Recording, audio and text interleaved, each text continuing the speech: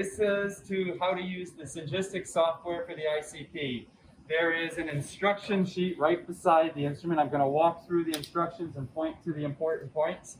You should be able to start right at step 3, where it says you are going to come up to this point here, this little icon, click on this icon, click on the workspace, click on the appropriate analysis. In this case, we're doing cranberry juice analysis.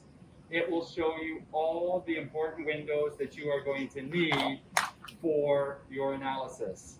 So the screen should look something like this after you've opened up the workspace. Now, in the analysis window, this is where you're going to do all your analysis. You're going to analyze your blank here, you're going to analyze your standards, and you're going to analyze your samples. You'll notice this window over here has nothing in it right now. As you analyze your blank and standards, it will be populated with what you have actually run. You can, it says here in step 8, you're supposed to ask your professor to turn on the nitrogen. So you'll have the professor come over to the regulator here. And the regulator that has the dots on it, we turn that to the on position. And then at this point, we can go back to the instrument. And the next step says to click on the plasma control window, which is this one right here, and we will turn on the plasma. So you click on that little button. You'll notice over here in the status window, it talks about what it's doing to initialize it. It's purging the chamber right now. And then once these numbers here match the settings on these buttons, you will be ready to do your analysis. Is igniting the plasma, and you can see over in the window here that the plasma is on.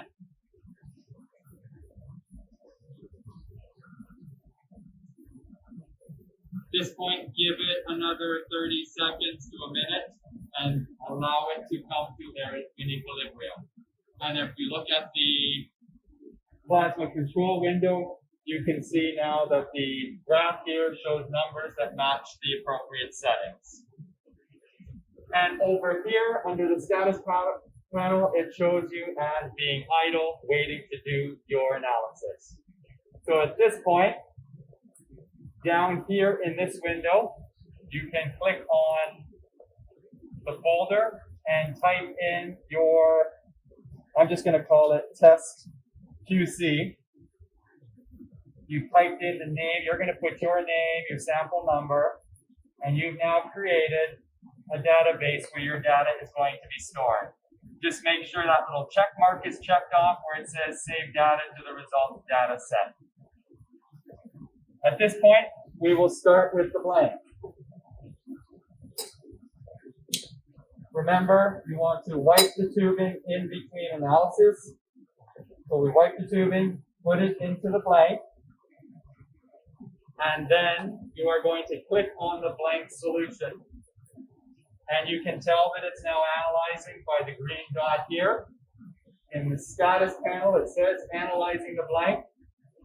Over here in the results window, you will see the analysis occurring. Calibration display and a spectral display, you'll see the signal as it analyzes each of the different analytes.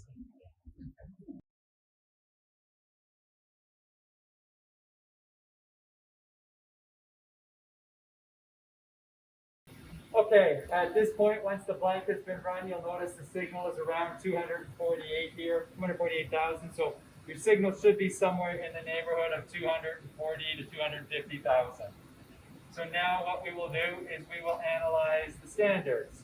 So same idea, wipe the tubing, put it into the standards that have already been prepared for you, close up your blank, and then now click on Analyze Standard to start the analysis of Standard 1. And then you will continue to analyze them all 5 standards until you've got your calibration.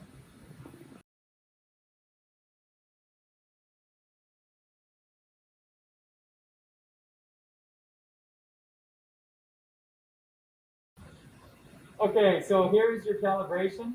after all 5 standards have been run. And again, this number right here for the yttrium was a little on the high side. It should be closer to 220,000. But you'll notice that as long as the concentrations right here, they compare the concentrations in your standards and samples to your blank, if it sits between 80 and 120%, you will get the good data right here. However, if you want to redo the blank, you can remake a blank. We can then run the blank again, and then we will reprocess the data with the corrected blank. So again, just run the blank.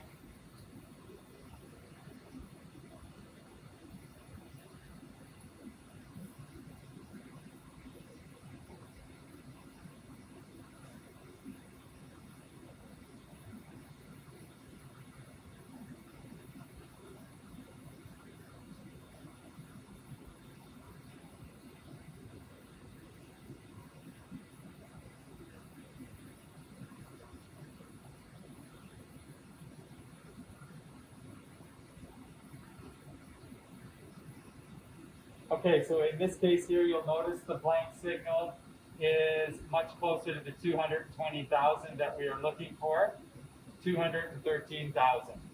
So now what we can do is reprocess the data. This doesn't always have to be done. If you find the blank is too high, we have to close the analysis window, clear all your data, the spectra, clear the calibration, clear the calibration blank, and clear your results.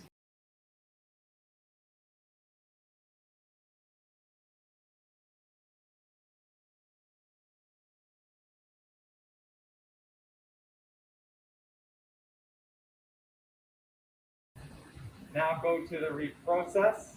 You can only use the reprocess if you close that analysis window. So we click on reprocess, click on the little folder, and find your data folder. Mine was called Test QC. And then now, if you're going to save your reprocessed data, you click on the little Save Reprocessed Data window. And I typically put REP for reprocessed data into the folder where the data will now be saved. So now I'm going to use the new blank here. So I click on the blank, hold the control key down, and then put the standards into the order that you would have run. So you can see now the blank would have been the first one, standard 1 would be the second, third, fourth, fifth, sixth, and now click reprocess. Once it has been reprocessed, you will see the data in your results window. You'll see the calibration display. You'll see your spectral display. And you'll notice now the data with the concentration of your yttrium in your standards is now much closer to the 100%. In order to print this data, you're going to click on your results window, go up to the icon at the top, print active window. You don't have to change any folders, any drivers. Say OK. Desktop, student data, and pick the folder that your group belongs to. Tuesday, and I'm just going to call this Test QC because today was Tuesday and I'm just testing the data. And I now save it. Do the same thing with your spectral display. Print active window. Give it the appropriate name, Spectra. QC, I'm calling it, but you can put your name. Save it. Do the same thing for the calibration. Once you have done all that, click on the browser. Hold on. Click on the browser, and out will come Sheridan College. You are going to log in with your username and your password. You can access your email, and you can email your data. You can then put it into your OneDrive, and the instructions are all right here in the operating procedure. Good luck with it all, and I hope you get great results.